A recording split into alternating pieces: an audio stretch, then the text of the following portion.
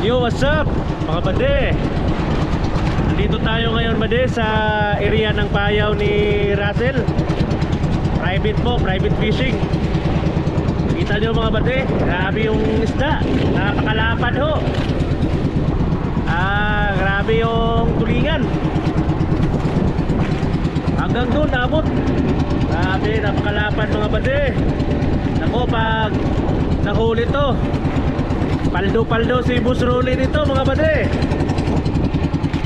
So yun na lang po, update ko kayo ngayon. Dito tayo ngayon sa 15 miles 15 miles away sa ating uwian. Napakalapit lang ng uwian natin mga bade. Goods to kasi napakamahal ng gasolina. Nagtitipid tayo. Ito naman ang huli ko. Yan yung huli natin dito. So yun na lang